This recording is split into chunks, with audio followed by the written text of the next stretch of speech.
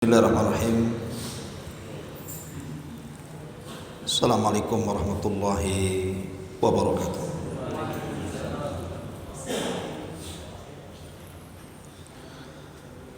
Alhamdulillah wassalatu wassalamu ala Rasulillah wa ala alihi wa sahbihi wa mawalah wa la hawla wa la quwata illa billahi wa ba'd. Kita lanjutkan kajian kita masih membahas sirah al-Mustafa Rasulina Muhammadin sallallahu alaihi wasallam. Salawat dan salam kita hadiahkan kepada Rasul kita Nabi besar Muhammad sallallahu alaihi wa ala alihi wasallam. Kita lanjutkan pembahasan di malam hari ini. Kita akan membahas tentang peperangan Nabi sallallahu alaihi wasallam. Dan kita khususkan malam ini kita akan membahas Ghazwatu Badrin, perang Badar. Namun sebelumnya kita beri muqaddimah dulu. Kenapa Nabi sallallahu alaihi wasallam sampai melakukan peperangan? Padahal kita tahu bahwa Islam itu bukan tegak di atas perang, tetapi tegak di atas dakwah. Tetapi karena ada alasan-alasan kenapa Rasul sampai kemudian diperintahkan Allah Subhanahu wa taala untuk berperang. Karena ketika Rasul hijrah dari Mekah ke Madinah, permasalahan Rasul dengan orang-orang Quraisy itu tidak berhenti, di mana orang-orang Quraisy itu tetap menanamkan permusuhan dengan Nabi. Padahal Rasul sudah hijrah, sudah tidak tinggal di Mekah lagi kan.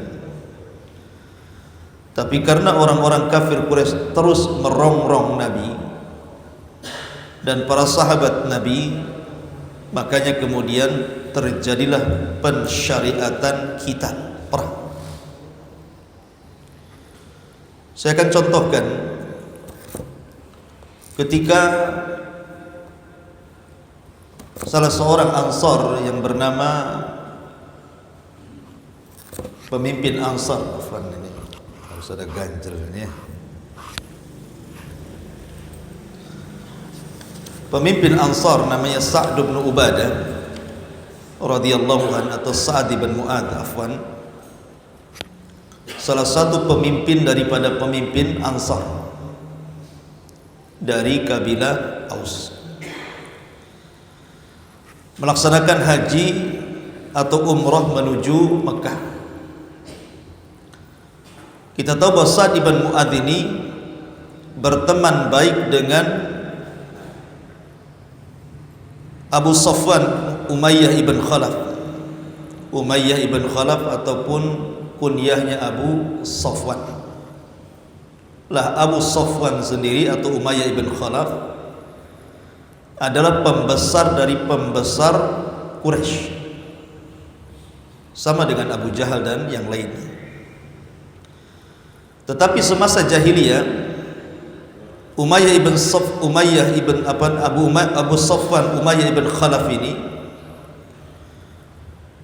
apabila berdagang menuju Syam, maka terkadang singgah di rumah pemimpin Ansar namanya Sa'd bin Mu'adz di zaman jahiliyah, sehingga pertemanannya itu masih ada walaupun Sa'd bin Mu'adz sudah masuk Islam. Sehingga ketika Sa'd bin Mu'adz ini berangkat ke Mekah untuk umrah, dia singgah di rumah Umayyah ibn Khalaf, bahkan diantar umrah oleh Umayyah ibn Khalaf. Ketika dua-duanya sedang tawaf, berjumpa dengan Abu Jahal, Fir'aun yang umat ini. kemudian mengancam Sa'ad ibn Mu'adz dan mengatakan, "Ama wallah laula annaka ma'a Abi Safwan ma raja'ta ila ahlika salima." Sa'ad, untung kau umroh sama Umayyah ibn Khalaf. Coba kalau engkau umroh sendirian, maka engkau tidak akan kembali kepada keluargamu dengan selamat. Perkataan Abu Jahal kepada Umayyah ibn Khalaf ini, Abu Safwan ini, ataupun perkataan Abu Jahal kepada Sa'ad ibn Mu'adz ini tentu ancaman kepada kaum muslimin. Padahal kaum muslimin sudah berada di Madinah, apalagi Sa'ad ibn Mu'adz bukan orang Mekah, dia orang Madinah, hanya datang untuk umrah. Tapi karena dia masuk Islam, masuk ke agama Nabi SAW, Abu Jahal masih tetap melakukan permusuhan, mengancam orang-orang Madinah yang umroh ke Mekah, diancam nyawanya. Sehingga kemudian ada beberapa orang-orang Quraisy itu yang kemudian juga melakukan pembunuhan dan pembakaran beberapa kampung-kampung di dekat Yathrib yang dihuni oleh kaum muslimin. Dari sinilah maka kemudian masih nampak permusuhan antara orang kafir Quraisy dengan Nabi SAW yang sudah menetap di Madinah. Ditambah-tambah kemudian kaum muslimin mendengar bahwa ada rombongan dagang yang dipimpin oleh Abi Sufyan ibn Harb menuju Syam, membawa dagangan penduduk Mekah yang sangat banyak sekali, dan tidak bawa pasukan kecuali hanya 40 orang saja. Nabi mendengar, maka Nabi SAW kemudian bermusyawarah dengan para sahabat, terutama orang-orang muhajirin, untuk merampas harta Abi Sufyan. Bukan tidak ada alasan, karena ketika para sahabat hijrah dari Mekah ke Madinah, harta mereka kan dirampas orang-orang Quraisy. Rasul ingin mengambil hak kembali. Ingat satu kisah yang ma'ruf dari sahabat namanya Suhaib Ar-Rumi. Suhaib Ar-Rumi ini orang Romawi. Dia hijrah dari Romawi ke Mekah hanya ingin beriman dengan Nabi akhir zaman, karena dia mendengar dari uskup-uskup di sana bahwa akan muncul seorang nabi. Berangkatlah Suhaib Ar-Rumi dari Romawi menuju Mekah, dan belakangan berjumpa dengan Rasul dan masuk Islam. Suhaib Ar-Rumi ini orang kaya, pandai berdagang. Lambat laun tinggal di Mekah itu rupanya menjadikan dia orang kaya di Mekah. Ketika dia hijrah dari Mekah ke Madinah, dihadang oleh tentara Quraisy di jalan. Kemudian terjadi perundingan. Kalau seandainya Suhaib Ar-Rumi mau menyerahkan seluruh hartanya, dia boleh pergi ke Madinah tanpa membawa harta sedikit pun. Akhirnya kemudian Suhaib Ar-Rumi, daripada nyawanya terancam, diberikan semua kekayaannya kepada orang-orang Quraisy. Akhirnya dia berangkat tanpa harta dari Mekah ke Madinah, padahal orang kaya. Jibril datang kepada Nabi SAW memberitahu bagaimana Suhaib Ar-Rumi sudah mengorbankan hartanya. Ketika sampai saja Suhaib ke Madinah, apa Rasulullah mengatakan? Arabiha bai'u Abi Yahya.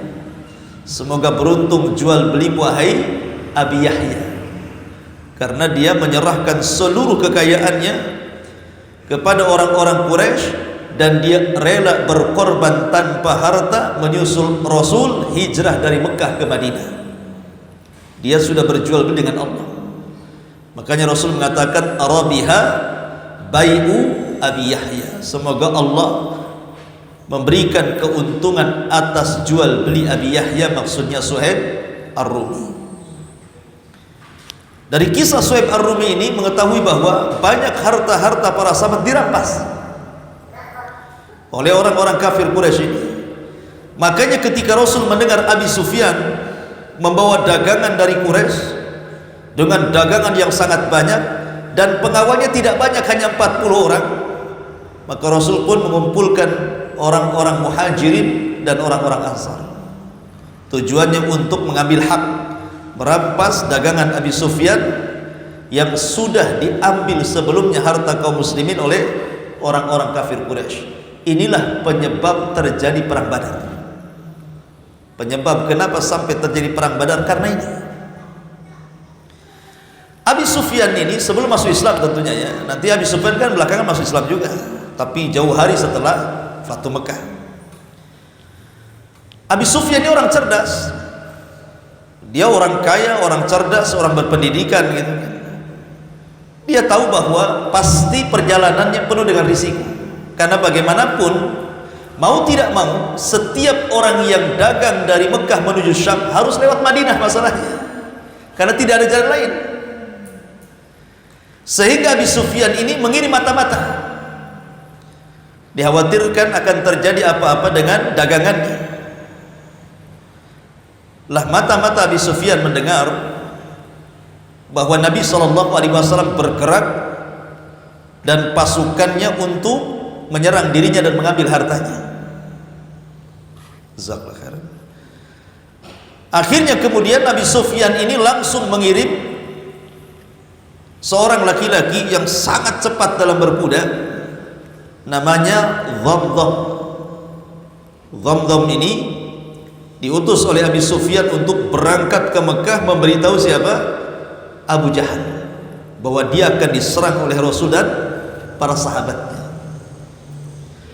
Maka ketika Abu Jahal mendengar bahwa Abi Sufyan akan diserang sementara harta-harta mereka dititipkan kepada Abi Sufyan untuk dijual belikan di Syam, marah Abu Jahal.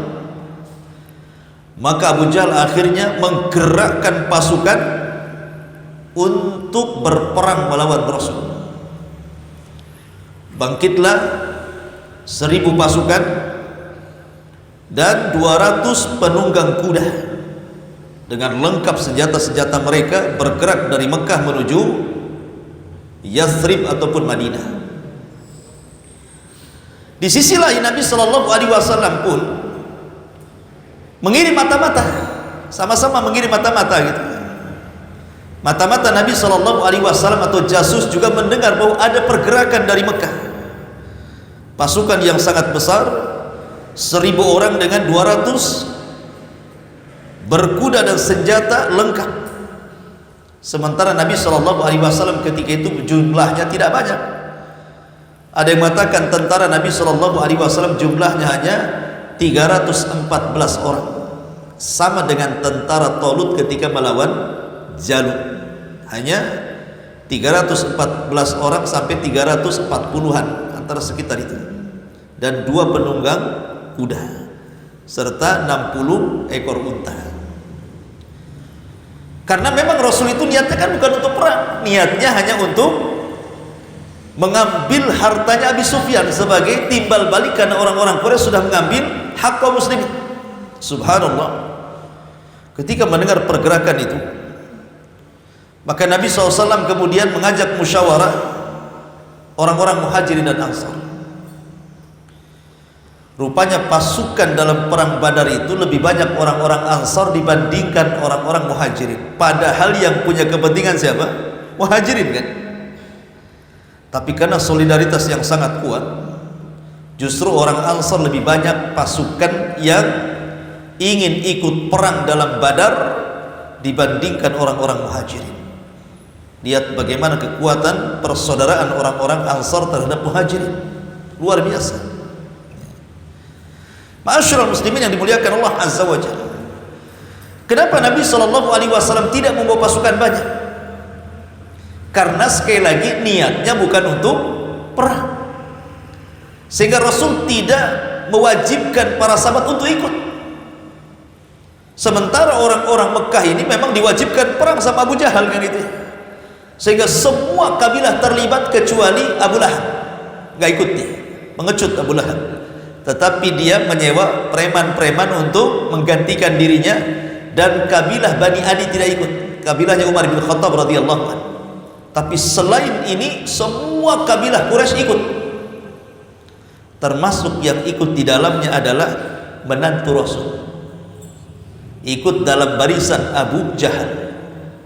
Siapa?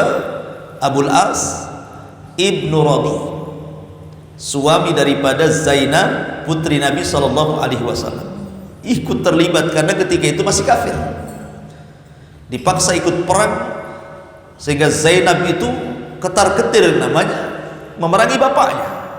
Yang satu dia melihat suaminya, sisi lain harus melihat ayahnya. Dua-duanya khawatir kan gitu ya. Ma'asyiral muslimin yang dimuliakan Allah Azza wa Jalla, intinya bahwa secara kekuatan dari pihak Nabi SAW dipimpin oleh pertama Nabi SAW, yang kedua Hamzah ibn Abdul Muttalib, yang ketiga Abu Bakar Siddiq radhiyallahu an, yang keempat Umar bin Khattab radhiyallahu an, dan yang terakhir Ali bin Abi Thalib. Ini pemimpin-pemimpin Islam dalam perang Badar.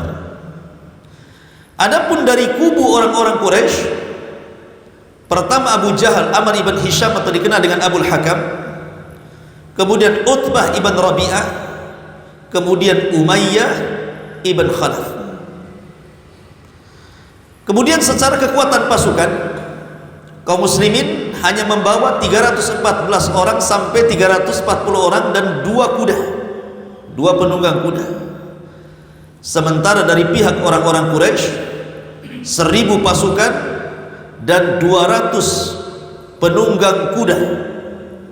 Tapi subhanallah, Allah subhanahu wa ta'ala memberikan kemenangan.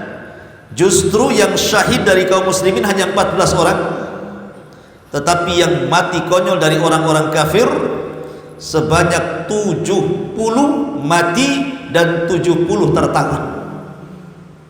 70 mati dan 70 tertawan. Bagaimana kisah peperangannya? Ini yang menarik, kita akan kaji. Ma'asyiral muslimin yang dimuliakan Allah Azza wa Jalla, setelah kita tahu sebab kenapa terjadi peperangan, jadi sebabnya sekali lagi ingin mengambil harta Abi Sufyan, tetapi malah terjadi peperangan. Perang ini disebut Badar. Kenapa disebut Badar? Badar itu satu tempat yang di situ banyak sumur, di situ banyak pohon kurma, di situ banyak pohon-pohon yang lainnya, dan ada beberapa rumah yang tinggal di situ, sementara dikelilingi oleh bukit dan gunung. Ya mungkin semacam tempat istirahat lah.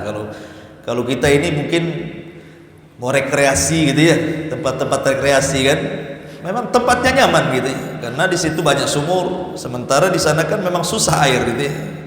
Di situ banyak pohon kurma, ada pohon-pohon lain, ada beberapa rumah dikelilingi bukit gitu kan.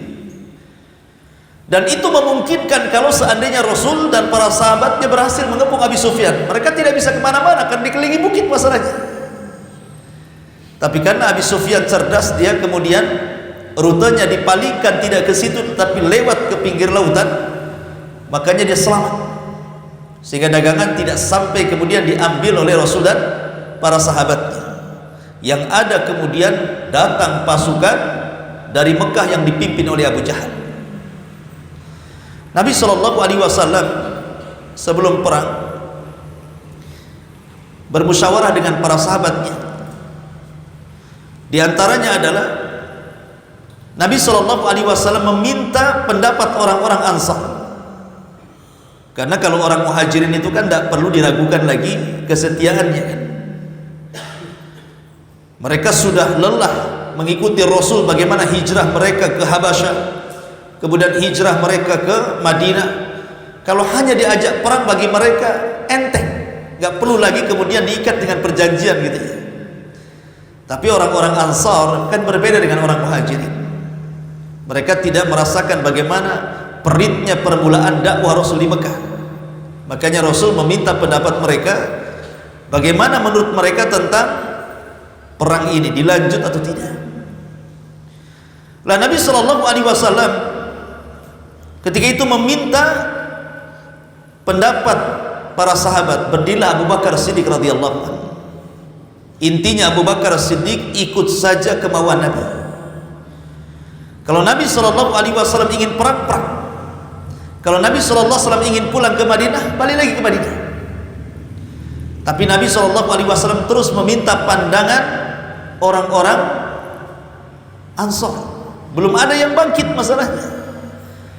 Sementara orang-orang Muhajirin, Abu Bakar sudah berikan pandangannya, kemudian sahabat yang lain berikan pandangannya, dan semua mengikuti Nabi. Tetapi kemudian dari Ansar bangkitlah pemimpin mereka, Sa'd bin Mu'adz. Kemudian mengatakan, kayaknya wahai Rasul, engkau menginginkan kami. Kata Sa'd bin Mu'adz, kami mengikuti saran. Seandainya kita harus melewati sebuah lautan untuk bertempur, asal bersamamu kami siap menyeberanginya. Maka melihat Rasul semangatnya orang-orang Ansar, semangatlah Nabi SAW. Memang harus berperang. Maka di malam hari ketika terjadi peperangan, subhanallah, Allah Subhanahu wa taala menjelaskan ketika itu yang namanya orang tidak pernah perang, ikhwan, wajar. Ada ketakutan dari kaum muslimin kan. Namanya tidak pernah perang, dan ini perang perdana. Sehingga ada manusiawi, mereka ada sedikit ketakutan. Dan itu digambarkan dalam Al-Qur'anul Karim surah Al-Anfal.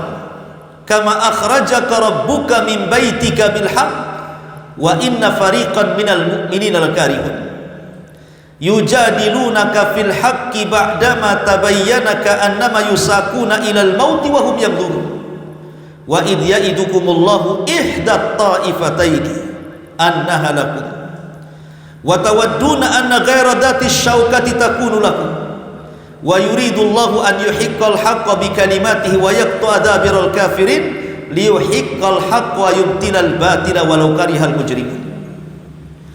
Sebagaimana Tuhan menyeruhmu wahai Muhammad, pergi dari rumahmu dengan kebenaran. Maksudnya sebagaimana Allah menyuruh untuk hijrah dari Mekah ke Madinah. Meskipun sesungguhnya sebagian dari orang-orang yang beriman itu tidak menyukai hijrah itu. Mereka membantahmu wahai Muhammad tentang kebenaran setelah nyata bahwa mereka pasti menang. Seakan-akan mereka dihalau kepada kematian, sedangkan mereka melihat sebab kematian itu. Karena mereka tidak nyangka akan perang kan. Diajak untuk merampas harta Abi Sufyan, tahu-tahu dihadapkan dengan peperangan. Dan ingatlah ketika Allah menjanjikan kepada wahai Muhammad bahwa salah satu dari dua golongan yang kamu hadapi adalah untukmu, ini kemenangan. Sedang kamu menginginkan bahwa yang tidak mempunyai kekuatan, senjatalah untukmu. Tetapi Allah hendak membenarkan yang benar dengan ayat-ayatnya dan memusnahkan orang-orang kafir sampai ke akar-akarnya, agar Allah memperkuat yang hak Islam dan menghilangkan yang batil kesyirikan, walaupun orang-orang yang berdosa, orang musyrik itu tidak menyukainya. Ayat ini menggambarkan ada sedikit ketakutan para sahabat, seolah-olah Pak digiring kepada kematian. Ini kami jumlah cuma 314, yang dihadapi 1000 orang, manusiawi ya. Ma'asyiral muslimin yang dimuliakan Allah Azza wa Jalla. Tetapi ketika di malam hari besoknya terjadi peperangan, tiba-tiba kemudian hujan yang tidak pernah ada hujan. Dan subhanallah, para sahabat bisa tidur dengan nyenyak malam itu. Coba kalau seandainya antum ada masalah berat gitu ya, saya kira antum tidak akan bisa tidur kan. Tetapi Allah Subhanahu wa taala buat mereka tidur dengan nyenyak, seolah-olah mereka ditenangkan hatinya, dan besok bangun itu sudah segar gitu ya. Tetapi Nabi SAW malam itu tidak tidur. Nabi SAW bersama Abu Bakar Siddiq radhiyallahu an berdoa kepada Allah Subhanahu wa taala, yang doanya ma'ruf, salah satu penggalan doa Rasul, Allahumma in tahlik hadhil isabah al-yawma la tu'bad abada. Ya Rabb, kalau kau hancurkan kelompok yang sedikit 314 orang ini dengan jumlah musuh 1000 lebih, engkau tidak akan ada lagi yang menyembah di permukaan bumi ini. Allahumma in syi'ta lam tu'bad ba'dal yawm abada Dalam riwayat, ya Allah, kalau Engkau mau, Engkau tidak akan disembah lagi setelah hari ini kalau Engkau hancurkan kelompok kami yang sedikit ini.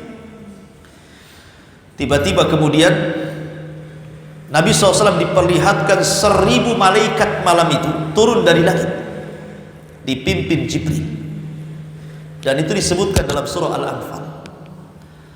Allah Subhanahu wa ta'ala berfirman, "Id tastaghitsuna rabbakum fastajaba lakum anni mumiddukum bi alfin minal malaikati murdifin."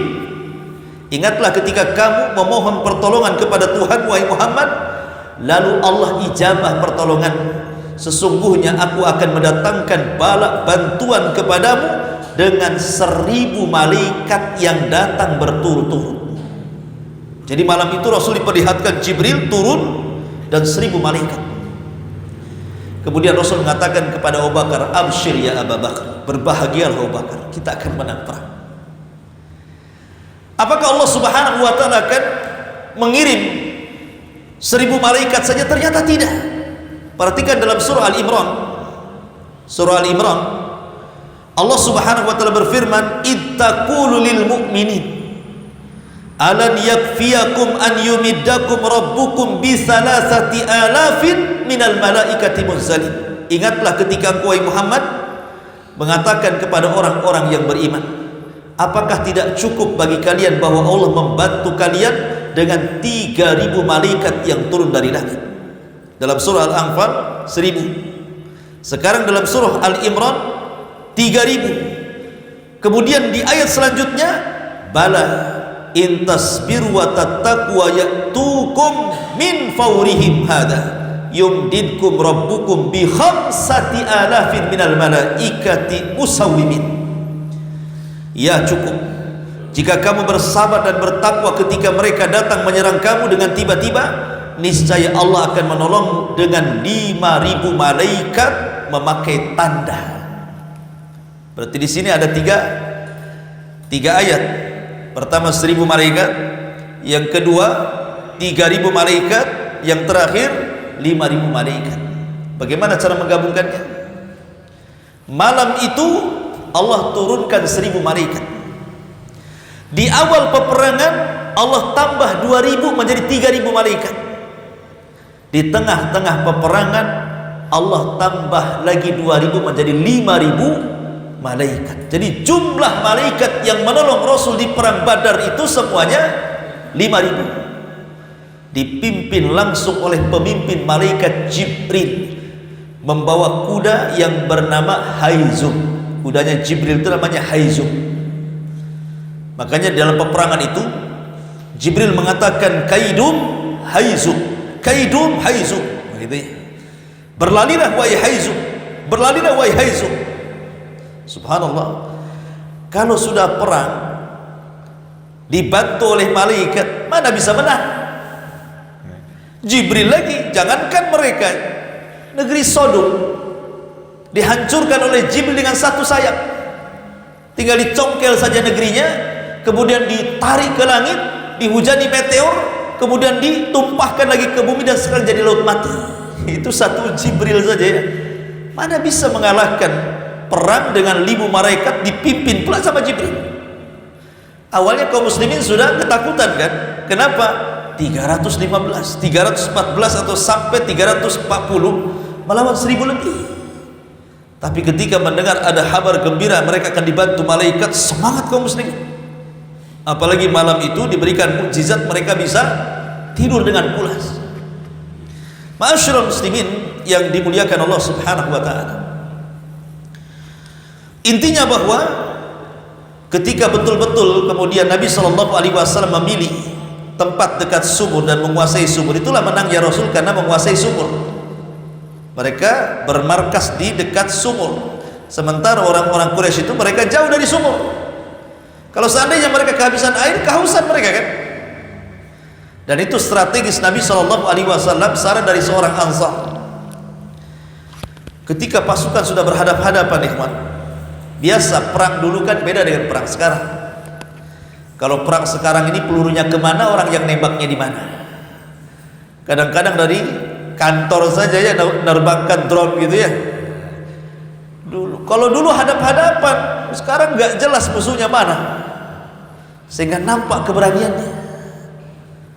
Mereka hadap-hadapan, pedang dengan pedang, panah dengan panah, tombak dengan tombak, menunjukkan itu keberanian luar biasa gitu ya.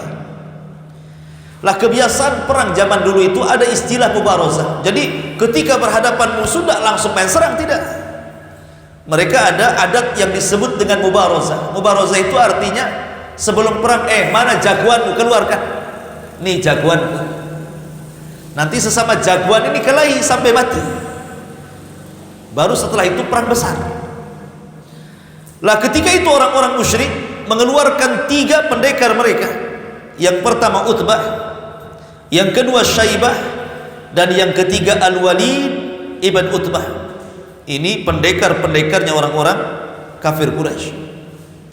Kemudian dari pihak kaum muslimin, Rasul keluarkan pertama Ubaidah ibn Al-Haris, yang kedua Hamzah Asadullah, dan yang ketiga Ali bin Abi Thalib radhiyallahu anhu. Subhanallah, di awal mubarazah ini Hamzah berhasil membunuh Syaibah dan Ali berhasil membunuh Al-Walid. Kemudian terakhir Ubaidah ibn Haris berhasil membunuh Syaibah, Utbah. Lah dari sini menunjukkan bahwa di awal peperangan kaum muslimin sudah menang. Karena bagaimanapun kalau jagoan-jagoan mati ini sedikit banyak itu membuat ciut masalahnya. Makanya ketika Talut melawan Jalut, ketika itu kan pasukan Talut itu banyak. Cuman karena tidak sukses ujian ketika melewati sungai, kata Talut, jangan minum banyak-banyak, kecuali hanya 1 telapak tangan saja. Tetapi kebanyakan tentara yang ribuan itu malah karena udah lama berjalan, minum pula banyak-banyak gitu ya. Lemas, mereka tidak sanggup jalan. Sehingga yang berhasil mengikuti Talut itu hanya 314 orang dari ribuan pasukan itu. Ketika melihat pasukan Jalut yang gede-gede raksasa itu, siutlah pasukan Talut ini. Padahal ini sudah orang pilihan nih. Gimana orang-orang yang bukan pilihannya kan ini? Akhirnya Talut mengatakan, siapa yang bisa mengalahkan Jalut, maka dia akan kunikahkan dengan putriku. Mikir juga gitu. Ya kalau menang, kalau kalah bukannya nikah, matilah kan itu. Akhirnya kemudian dikasih lagi hadiah yang lain. Bukan hanya kunikahkan dengan putriku, kata Talut, tetapi dia berhak mewarisi tahtaku. Tetap tidak ada yang mau juga. Rupanya ada anak muda yang paling kecil namanya Daud, yang belakangan akan jadi nabi. Nabi Daud paling kecil di dalam tentara Talut itu. Dia orang miskin, kerjanya gembala kambing, tapi dia punya keahlian melempar serigala dengan batu. Dan kalau dia sudah melempar serigala dengan batu, pasti mati serigala itu. Itulah keahlian Nabi Daud. Akhirnya kemudian Daud langsung berdiri itu, saya siap menghadapi Jalut. Di tangannya ada batu yang biasa dilempar untuk serigala yang suka ganggu kambingnya itu. Jadi ketika berhadapan-hadapan, Daud hanya lempar batu saja, ceter kena kepalanya, mati Jalut. Belum bertarung belum ada, Daud sudah melempar batunya, kena kepalanya, mati. Ketika Jalut mati ini, ciut tentara Jalut ini. Padahal tentara Talut tidak banyak. Mungkin karena melihat gimana anak kecil bisa mengalahkan jagoan yang paling ditakuti Jalut, gimana pasukan yang lainnya, kan mungkin pikirnya seperti itu kan. Makanya kemudian Allah menangkan tentara Talut dan berhasil mengalahkan Jalut hanya dengan membawa 314 orang saja. Kam min fi'atin qalilatin ghalabat fi'atan katsiratan biidznillah. Berapa banyak kelompok kecil mengalahkan kelompok besar, semua karena izin dari Allah Subhanahu wa taala. Lah kembali ke perang Badar. Perang Badar pun sama. Tentara kaum muslimin hanya 300 lebih. Tentara orang kafir lengkap dengan senjata, lengkap dengan pasukan kuda, lengkap dengan pasukan jalan, dan jumlah mereka 1000 lebih. Tapi kemenangan di tangan Allah. Pada awalnya kaum muslimin ciut, tetapi ketika peperangan datang malaikat. Tumbuh keberaniannya. Sampai-sampai Abi Sufyan yang berhasil lari dari peperangan itu lari ke Mekah, berjumpa dengan Abu Lahab. Dikiranya Abu Sufyan membawa berita kemenangan, rupanya Abi Sufyan membawa berita kesedihan. Ceritalah Abi Sufyan kepada Abu Lahab dan mengatakan, ya Abu Lahab, tentara kita morat marit, tunggang langgang, banyak yang mati. Kata Abu Lahab, ada apa? Kok bisa? Aku tidak tahu, aku melihat ada pasukan yang sangat banyak menunggang kuda putih, sekali berteriak kami sudah tunggang langgang gak karuan. Mungkin bahasanya pedang pun dicabut, kepala sudah melayang. Gitu ya. Lah di samping Abu Lahab itu ada budaknya Fadl ibn Abbas. Dia sudah masuk Islam tapi menyembunyikan keislamannya. Tiba-tiba saking menangnya keceplosan. Oh, itu adalah malaikat yang membantu kaum muslimin. Marah Abu Lahab, ditempelengnya budak Abbas itu. budak Abbas ditempelengnya, akhirnya ngadu sama majikannya. Datanglah Ummu Abbas ini, bawa kayu, dipantung kepalanya Abu Lahab. Kok sudah mukul budakku, katanya. Ada yang mengatakan sebab pentungannya itu dia sakit kemudian mati gara-gara pentungan itu, Abu Lahab itu. Wallahu a'lam. Ya. Masyarakat muslimin yang dimuliakan, tapi persaksian Abi Sufyan bahwa Abu Sufyan melihat malaikat-malaikat penunggang kuda dengan lengkap persenjataan mereka menunjukkan bahwa Allah meridai peperangan ini. Makanya Allah kirimkan bala bantuan malaikat yang banyak melebihi jumlah orang-orang kafir. 5.000 malaikat plus 314 orang melawan 1.000 lebih kan itu. Awalnya 1.000 melawan 300 lebih, sekarang terbalik gitu ya. Ma'asyiral muslimin yang dimuliakan Allah Azza wa Jalla. Sebenarnya peperangan ini adalah pembuktian doa laknat Nabi SAW kepada pembesar-pembesar Quraisy. Karena begini, ada satu kisah ketika Rasul masih di Mekah, belum hijrah. Nabi SAW biasa sholat di depan Ka'bah. Kemudian Abu Jahal datang di tengah-tengah anak-anak muda Quraisy yang sedang duduk-duduk di sekitar Ka'bah. Abu Jahal pun sesumbar dan mengatakan, siapa yang mampu meletakkan salah jazur. Salah jazur itu kotoran unta. Jadi kalau unta baru disembelih, kemudian dikeluarkan jeruannya, itu disebut salah jazur. Usus-usus itu disebut salah jazur. Siapa yang bisa meletakkan salah jazur, kotoran unta itu, di pundak si Muhammad, maka aku akan berikan ini dan itu. Bangkitlah Uqbah bin Abi Mu'aid. Uqbah bin Abi Mu'aid ini majikannya Abdullah bin Mas'ud. Abdullah bin Mas'ud itu bekerja kepada Uqbah bin Abi Mu'aid. Sebenarnya Uqbah bin Abi Mu'aid ini orang yang menggandrungi Nabi sebenarnya.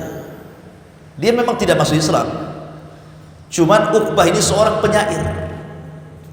Ketika mendengar Al-Quran dia suka, tapi tidak mau masuk Islam. Sampai dia suka dengan Quran, disangkanya syair. Karena kan Rasul membaca Quran itu disangka syair orang-orang itu. Kok bahasanya tinggi sekali gitu ya. Sehingga Uqbah itu tertarik. Akhirnya mengidolakan Nabi SAW, tapi tidak mau masuk Islam. Hanya mengidolakan saja. Sama lah orang sekarang mengidolakan petinju, mengidolakan pemain bola walaupun orang kafir gitu ya. Jadi dia ingin menghormati Nabi. Dibuatlah makanan di rumahnya, kemudian Rasul diundang. Datang Rasul. Maunya Uqbah itu menjamu Rasul supaya makan, supaya terkesan gitu ya. Rupanya Rasul tidak mau makan, minum pun tak mau. Dan itu aib seorang tamu tidak mau makan, tidak mau minum, malu tuan rumah itu kan. Sehingga bertanya, wahai Muhammad, kenapa kau tidak mau makan, tidak mau minum? Ini makanan enak, minuman enak, kami hendak memuliakan diri.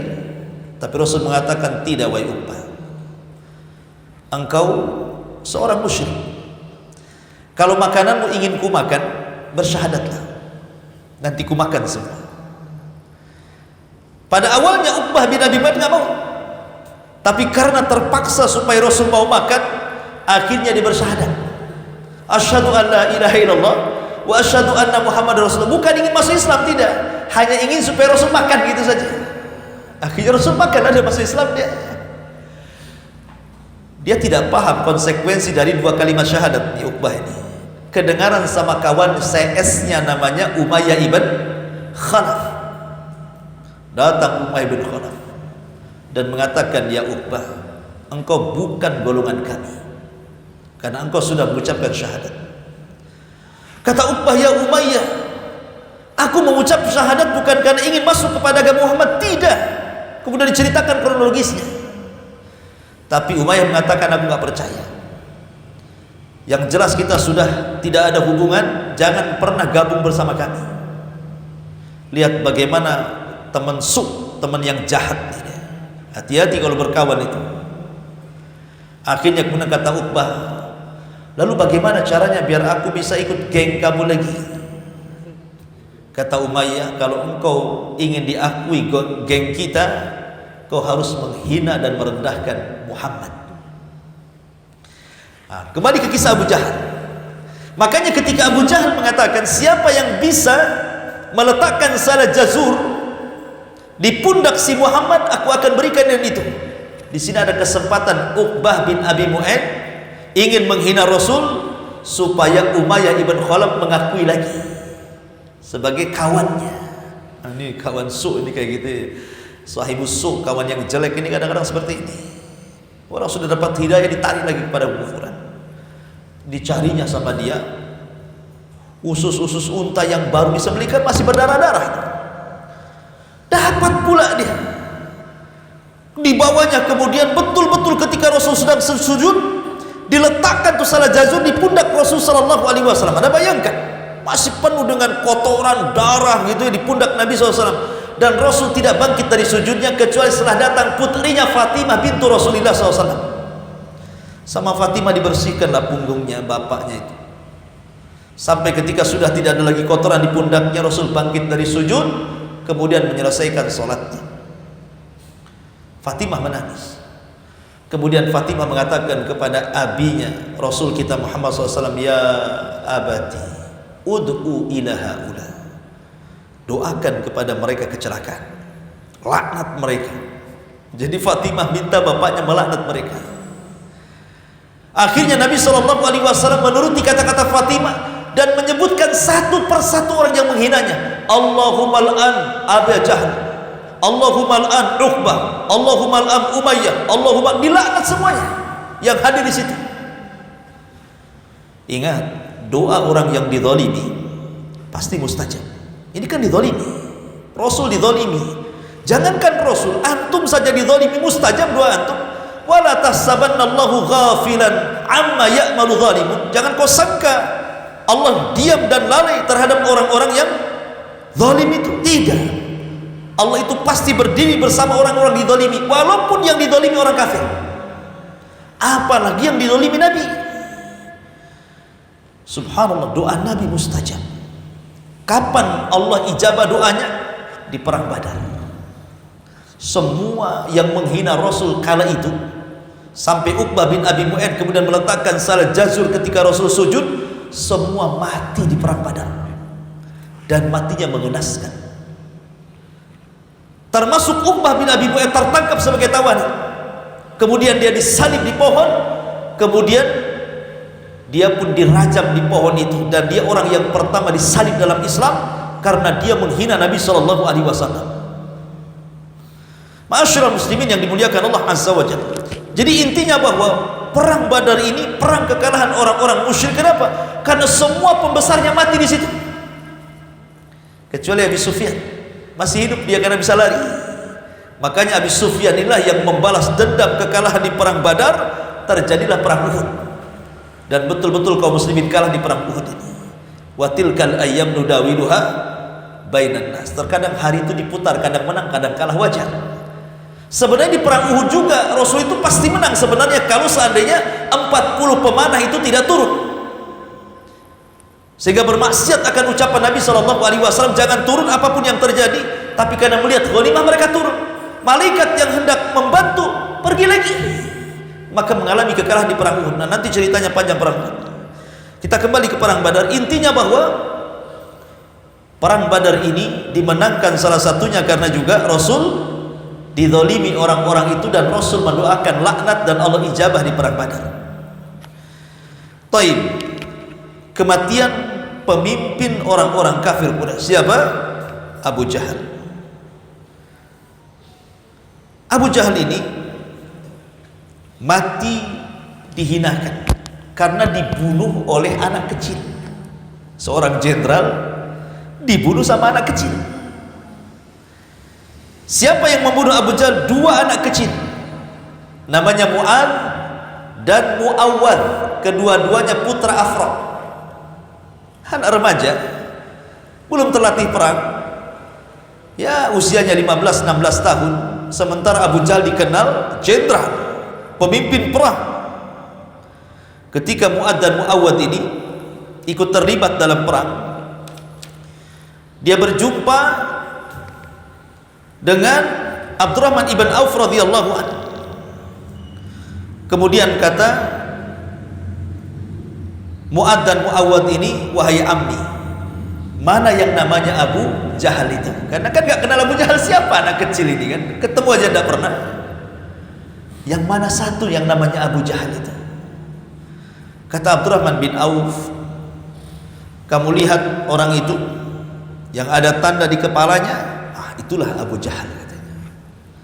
Akhirnya dua remaja ini langsung mendekati Abu Jahal dan langsung dua-duanya memukulkan pedang. Mati Abu Jahal di tangan dua remaja ini, Mu'ad dan Mu'awwad, dan dua-duanya putra Afra. Dan ini sebuah kehinaan dalam peperangan. Masa seorang jenderal kalah sama anak-anak gitu kan, terhina gitu ya. Harusnya jenderal lawan jenderal lah kan itu. Masa jenderal lawan sama anak-anak, kalah pula kan itu. Itu menunjukkan kehinaan dalam sebuah peperangan. Dihinakan oleh Allah Subhanahu wa taala Abu Jahal. Dan ini bukti ijabah doa Nabi SAW ketika melaknat Abu Jahal, ketika menyuruh Uqbah untuk meletakkan salad jajur di pundak Rasul saat sujud. Ma'asyiral muslimin yang dimuliakan Allah Subhanahu wa taala, maka akhirnya terjadilah perang Badar yang luar biasa, dan Allah Subhanahu wa taala menangkan dalam perang ini sehingga berhasil membunuh orang kafir 70 orang mati konyol, kemudian yang 70-nya tertawan. Tapi orang-orang yang beriman tidak banyak, hanya 14 orang saja yang mati syahid. Lalu apa yang terjadi setelah penawanan yang 70 orang ini? Celakanya lagi, dari 70 orang yang ditawan ini kembali bahwa menantu Rasul ada di situ ketahuan. Abul As bin Rabi ikut tertawan. Ya. Tapi Zainab di Mekah mendengar Rasul ayahnya menang, senang dia. Cuma satu sisi suaminya ketahuan gitu, sedih lagi kan itu. Apalagi ketika itu Nabi SAW meminta pendapat para sahabat. Di situ ada Abu Bakar, di situ ada Umar, di situ ada Abdullah ibn Rawaha. Bagaimana cara memperlakukan kita dengan tawanan itu? Katanya Abu Bakar, ya Rasul, di antara tawanan-tawanan itu kan masih ada kerabat kita.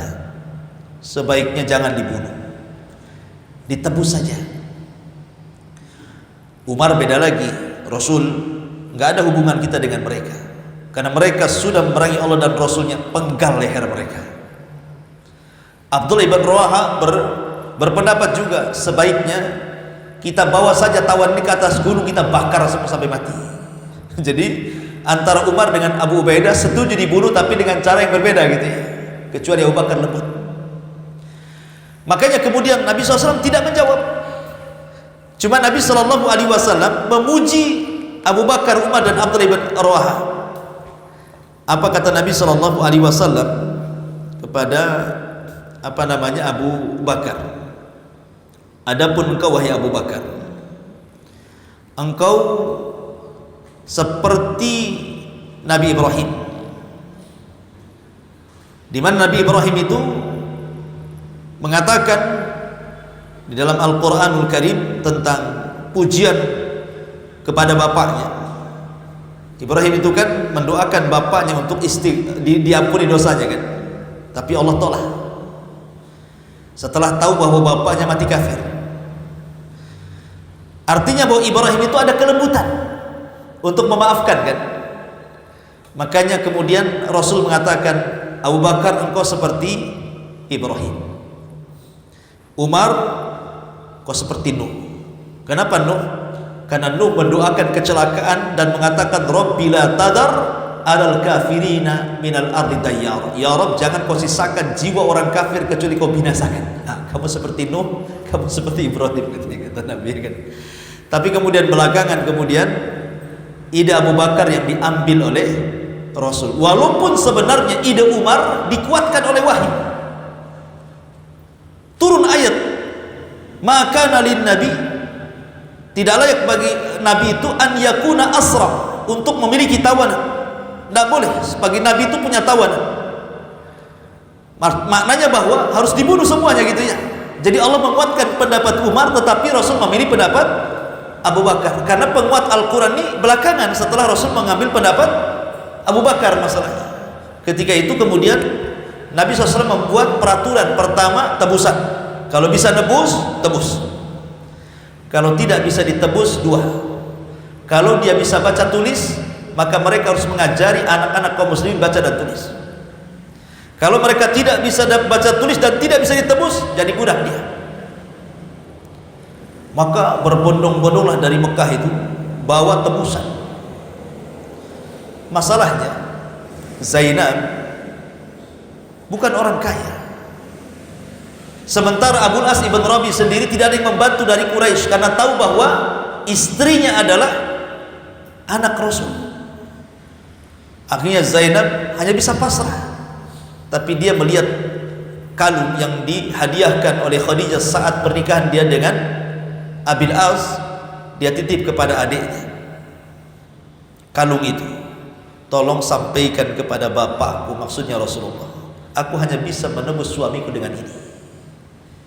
Berangkat adanya Abul As ibn Rabi ke Madinah, kemudian menemui sahabat dan mengatakan, sampaikan kepada Rasul, ini tebusan untuk Abul As ibn Rabi.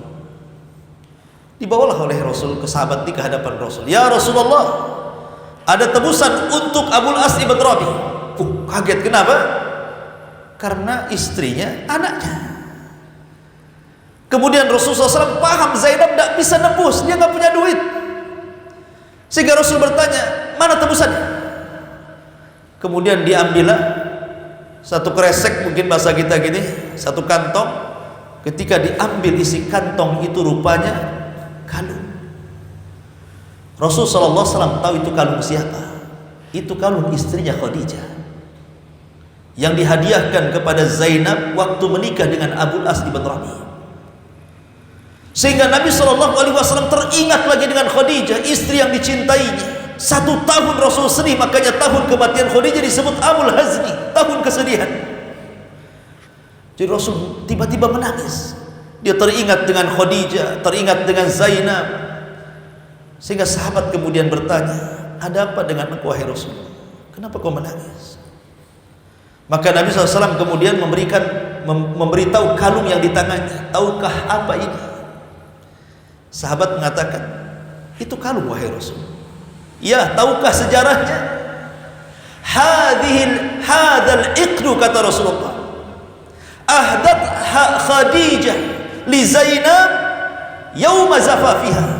Ini kalung, kata Rasulullah, Khadijah menghadiahkan kepada Zainab saat dia menikah dengan Abul As ibn Rabi. In syi'tum, kata Rasul, kalau kalian mau, saya tidak memaksa kalian, kalau kalian mau, kembalikan kalung ini kepada Khadijah, lepaskan suaminya kalau kalian mau. Rasul tidak memaksa para sahabat, tapi kalau enggak mau ya enggak usah dilepaskan. Kalau memang seimbang tebusannya, kembalikan. Kalau tidak seimbang, minta tambah. Tapi tentu tidak mungkin para sahabat tega dengan anaknya Rasul, kan begitu. Maka sahabat mengatakan, terserah anda wahai Rasul. Akhirnya kemudian kalung itu dikembalikan kepada adiknya Abul As untuk dikembalikan kepada Zainab. Syaratnya 1, Abul As ibn Rabi dibebaskan, tetapi sesampainya di Mekah Zainab harus dipulangkan ke Madinah, karena ketika itu turun ayat haramnya seorang musyrik menikah dengan wanita muslimah. Akhirnya Abul As pulang. Ketika itu Zainab sedang mengandung. Kemudian dihantar siang bolong, harusnya malam-malam dihantar itu, karena siang-siang mencolok muka, datang pasukan orang-orang Quraisy menghadang Zainab, ketakutan keguguran. kemudian balik lagi, baru malam harinya diantarkan. Sebab itulah Zainab sering sakit-sakitan. Ya. Rupanya Abul As ibn Rabi ini tertangkap 2 kali. Setelah kalah di Badar, kemudian dia berniaga ke Syam, pulangnya ketangkap lagi oleh kaum muslimin. Ketika ketangkap itulah Zainab melindungi. Kemudian Rasul memaafkan, dipulangkan bersama dagangannya. Setelah dipulangkan ke Mekah, dagangan-dagangan orang Quraisy, dia pun kembali ke Madinah, kemudian dia masuk Islam. Setelah dia masuk Islam tidak lama dengan Zainab pun meninggal dunia. Karena sedih karena kematian Zainab, Abul As tahun setelahnya menyusul Zainab, meninggal juga. Dan dua-duanya percontohan suami istri yang sangat mencintai dua-duanya, sampai di masa kafir, sampai di masa Islam. Dan di sini ada faedah fikih bahwa kalau dulu ada orang kafir yang menikah, anggaplah bukan orang ahli kitab, orang Hindu kah, orang Buddha, sudah menikah, kemudian dua-duanya masuk Islam, tidak perlu ada pernikahan baru, sudah dianggap sah. Dalilnya di sini Abul As dengan Zainab kan. Abul As musyrik. Dalam Islam dilarang, tidak boleh laki-laki musyrik menikah dengan wanita muslimah. Tapi ketika Abul As masuk Islam, Rasul tidak mengadakan pernikahan baru, dan sudah jadi suami istri sampai dua-duanya meninggal dunia. Ma'asyiral muslimin yang dimuliakan Allah Subhanahu wa taala. Itu diantara beberapa cuplikan dari perang Badar. Masih berlanjut perang Badar ini karena masih banyak kisah-kisah yang menarik. Cuman waktunya juga sudah jam 9. Saya kira saya cukupkan sampai di sini. Mudah-mudahan ada manfaatnya. Silahkan kalau ada yang mau bertanya, kita buka tanya jawab sebentar. Mungkin yang nonton di YouTube juga mungkin ya. Silahkan tulis di kolom komentar kalau mau bertanya. Tapi jangan yang sulit-sulit ya. Yang mudah saja biar enak jawabannya. Wallahu a'lam.